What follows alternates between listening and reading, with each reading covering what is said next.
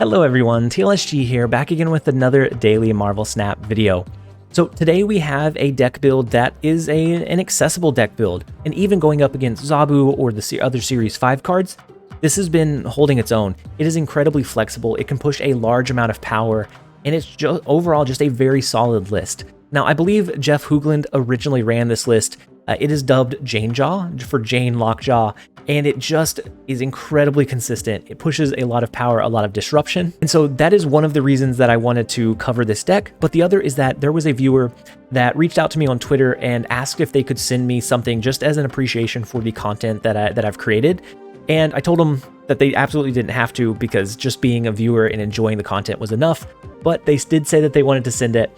They collect original card art, and they wanted to send me the original Dan Hip artwork for the Lockjaw, which of course is one of my favorite artists in the game, and we have that specific Lockjaw variant, and so that is another reason why we wanted to push this, because I am floored at the generosity. It is absolutely above and beyond. I appreciate it so much, and so I wanted to show that appreciation, one, by giving a shout out and a thank you on video, but also showcasing the card art that we now have in game. And it is invaluable. I can't even begin to say thank you enough. And so as far as moving over into today's list, the main idea is that you want to play onto curve. You play your Lockjaw, your Thor on 3.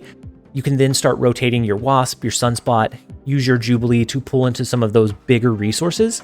And this list is incredibly consistent because you can really easily tell what resources you have left in your deck to know if you should start digging for that rotation, if you should maybe lean into just playing your Vision or your Jane Foster naturally onto the board, or deciding where and how you need to push your power.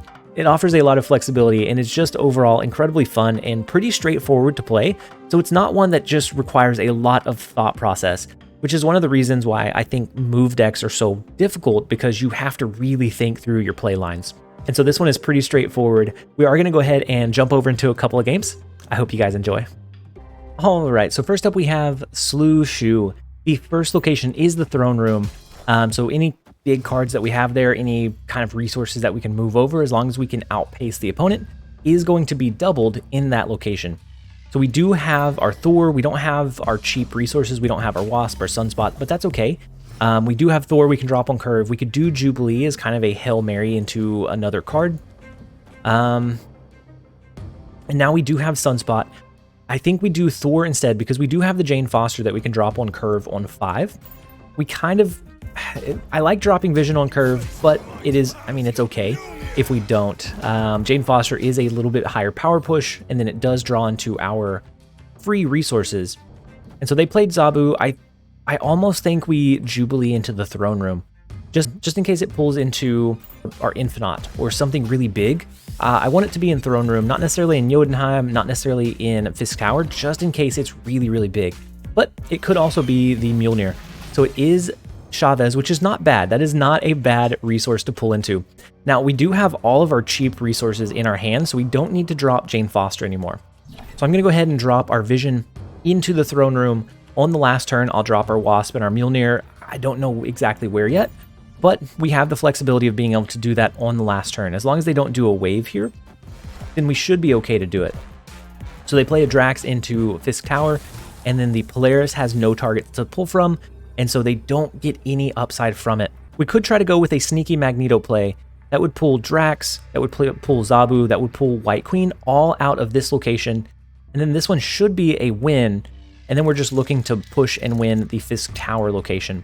I think that's what we're going to do, and I think we're going to leave Vision there. They do end up retreating. We did develop our board. We had a good power push kind of spread across the board, and even something like a Shang-Chi here would have taken out a Chavez, but then Vision would have taken its spot.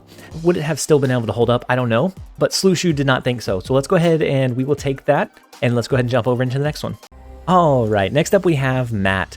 The first location is Tinker's Workshop. We get 1 additional energy, but we don't have a way to play it. Now we do have both Thor and Lockjaw, so depending on what else we have, so we do have Jubilee. Depending on if they drop anything onto the board, will help us with that decision, but they're not going to make it easy, are they? They're not. They're not going to make it easy at all. The Lockjaw into the Jubilee rotation is good, but it's also almost overkill. We could do the Thor into a Lockjaw next turn, into a Jane Foster naturally on the board, and then we can rotate all of the zero cost cards again, and I think that's what we go with. It feels better to do a Jubilee, but that's okay.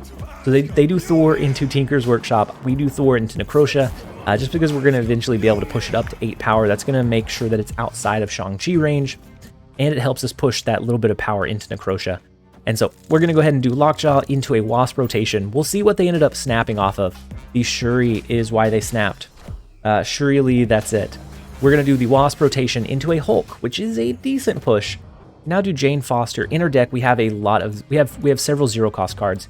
We also have our Sunspot. We have 3 bad cards to flip into. So I'm actually gonna just play Jane Foster into Necrotia. On the last turn, we could do something like a Doctor Doom rotation, as well as doing the Mjolnir rotation. And we can play Wasp just naturally onto the board. So they do draw into their Mjolnir right off the bat, which is huge. And then they have the 12 power vision that can move across the board. It's actually 14 power, but right now it has its power reduced because of Necrotia. So with Jane Foster, we thinned our deck. There's a 50-50 shot.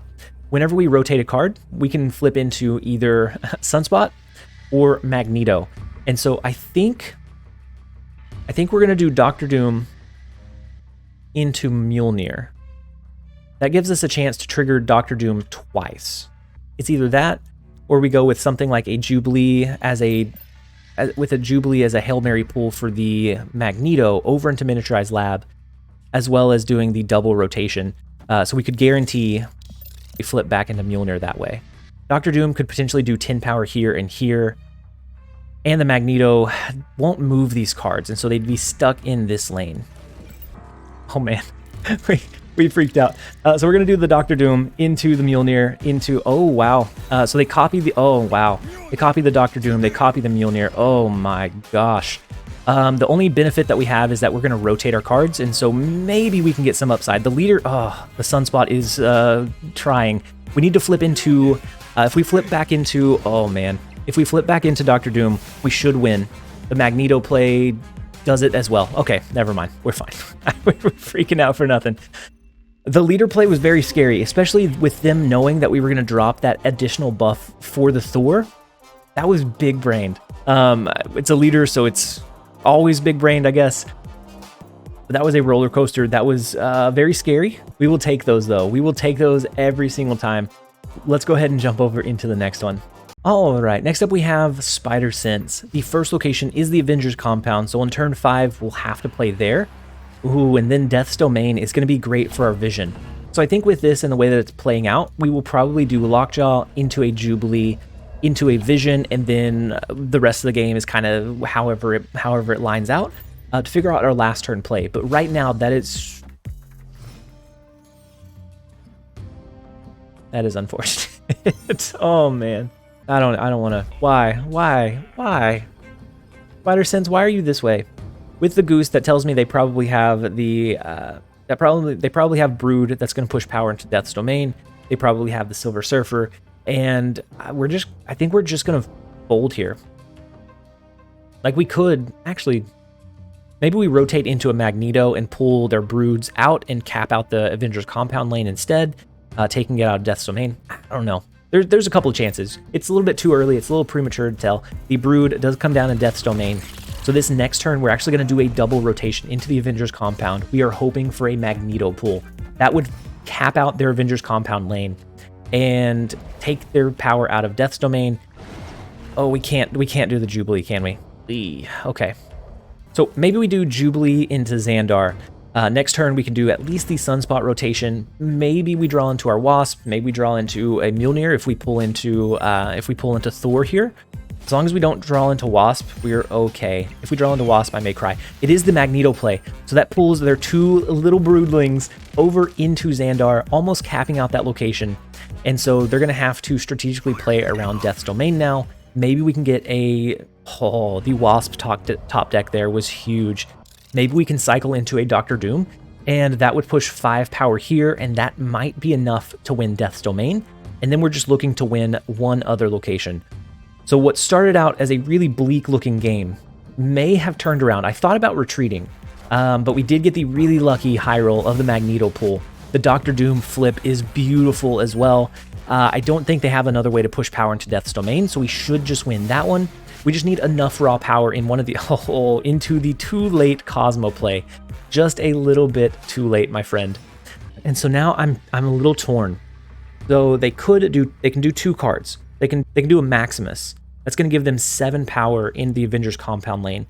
That would bring them up to 13, plus a Silver Surfer in mid. That would bring them up to 19, right? 13 plus the 6 would bring them up to 19. If we skipped here, that would only bring us up to 18 in the Sunspot lane. So if they had that particular play line, they would have to have those exact 2 cards. They would have had us.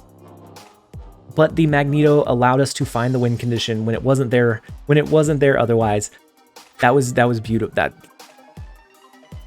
I can't. That was amazing RNG. I don't know that we get better than that. Let's go ahead and jump over into the next one, and we're gonna try. All right, next up we have a DZ. The first location is New York, so we'll be able to move cards. So if we cap out a lane with our Lockjaw, we can move those resources over. Savage Land does start clogging up the board. We don't have a turn 2 drop. We don't have our Sunspot, but we do have Wasp. So if we draw into either Thor or Lockjaw, we'll be able to drop one of those on curve. If not, then we're just going to go fishing with Jubilee. They do ramp with Psylocke. I would say it's probably a Mr. Negative. We don't have a way to stop the Mr. Negative, but that's okay. I think we do our Lockjaw. I'm going to wait to draw into one more resource. We're going to hold our Wasp for now, I think. Next turn, we might do a Jubilee, and then we could do a Wasp into Jane Foster pool, or whatever it looks like, whatever we need to. If we need to develop this lane further, then we can do that. So they did do the Lockjaw ramp into just a Zabu, which is kind of odd. They might be running the Pilk Enjoyer deck that we ran on stream yesterday, but it's weird to use the Lockjaw ramp component and then not drop a 4 cost as a follow-up. So they could be doing maybe a Rock Slide here, would be one of their potential play lines. They could do Hawk, but I think they would wait for that. They do use Hawk, and then they use Moon Girl to reload their hand. So it's kind of interesting that they didn't use Moon Girl to double down on their Hawks, but that's okay. Wow, that is a massive Washington, D.C. pool. Just stacked. So I think we go ahead and we rotate our Wasp. We're gonna use Jane Foster to pull it back out of our deck. We can move cards over into New York on the final turn to continue cycling our cards. And so I think we hit the high roll here. We are going to rotate out of our Wasp. We pull into Thor, which is not bad. That's a decent, it's a potential 10 power play. We do use the Jane Foster, which is going to pull back into our Wasp and our Mjolnir, so that we're going to be able to do a massive turn 6 play. We're going to be able to buff up our Thor, rotate twice, and the last resource in our deck is Sunspot. So we are going to whiff one of them, but we can guarantee if we cycle 2 times that we pull back into whatever we cycled into. So let's see if we can find a way. We're not going to have to. I was going to see if we could find a way to maybe double rotate the Doctor Doom. Either that or maybe we double rotated the Mjolnir to pull it out twice to double buff our Thor. We just had a really big stack rotation. That was just a massive play. And then being able to push it over into New York to be able to spread out that power was just really, really unfortunate. So we will take that. Let's jump over into the next one. All right, next up we have Purple Panther. The first location is Bar Sinister, which we could drop our Sunspot and then just continue past, but if they have Killmonger, then we just lose the Bar Sinister lane. And so we are going to go ahead and drop him into mid. We're going to drop it in there blind. The Iceman does hit our Thor, unfortunately, which does bring him up to a 4 cost card. We get Tinker's Workshop on turn 2, so we could have dropped him on turn 2. What could have been? Maybe we draw into Lockjaw? We don't.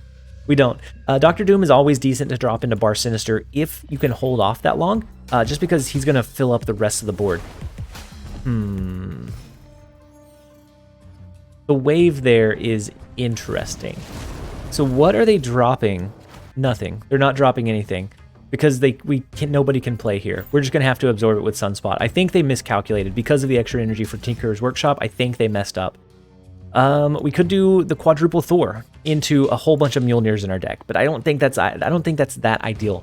We're gonna do the single Thor. If we draw into Mjolnir, we could always decide if we want to drop it on the board, or maybe we just wait and we push the Doctor Doom across. We can decide from there. They do drop their Jubilee on 4. It pulls into Chavez, which is a pretty big resource. It's a pretty big unit. I actually think we're going to do the Vision, and then we can move it around the board how we want to, which I'm going to find, which is going to be incredibly fun. If they don't drop into Bar Sinister, we can move the stuff out of the Bar Sinister lane. We can yank their 3 and 4 cost cards over, and that gives us a lot of value. I'm going to go ahead and snap. I think we won't have tempo after this, and so we won't be able to do that because their card in Bar Sinister will reveal first, unfortunately. But we are okay with the Vision. That's going to give us a lot of roving resources around the board. They drop their Sarah. I do wish we had initiative here because we could yank some really strong cards over into Bar Sinister, but unfortunately we're not going to be able to do that. Our singular solace is that Visions cannot be Shang-Chi'd. So no matter what they do, they're not going to be able to be hit. We can divide this up a little. We can divide this up a little ways. We can still do the Magneto play, but that's going to trigger after the fact, so it probably won't pull anything over. Are we okay with that? I don't know. And we actually have a turn 7 I forgot about. So we are going to move the Visions. Move all of the Visions, though. Let's leave one single Vision. It's going to be a Vision of our future. We're going to leave the one Vision. That's going to allow us to maybe move this out. We can do a singular Dr. Doom in Bar Sinister to push some extra power onto the other lanes. And we can always move the Visions every single turn. So we are going to go with that. Hopefully they don't play into Bar Sinister this turn. They do a leader, which doesn't copy the full Magneto. It doesn't copy the Bar Sinister. It just copies what we played, and it doesn't duplicate it. So we are going to pull into their Wave and their Jubilee, and then it's going to, of course, duplicate itself. We have the Visions that rove across the board. The leader doesn't function great with Bar Sinister, thankfully. Thankfully, it doesn't function all that well with Bar Sinister. Now, this can be Shang-Chi'd, but they're not going to do it. We were going to move it out, do the singular Dr. Doom. That would push 5 more power here and here. The Sunspot would absorb one additional, and it just put them in a really tough spot. And so we do get the 2 cubes, and that is where we are going to end this video. Overall, incredibly flexible deck. Very affordable. It doesn't require the Series 4 and Series 5 cards, and it holds up pretty well against most of those. You just need to be able to identify, just like any deck, you need to be able to identify when you have a losing hand and when you have a chance of being able to stick it out and when you should snap or retreat. But overall, I think this list holds up very well against most of the decks that we're currently seeing in the meta, and it's pretty fun to play too. I always enjoy a good Lockjaw rotation deck. And so I hope that you guys enjoyed the video. If you did, make sure to give it a like and a comment down below. And as always, this has been TLSG. Later, guys.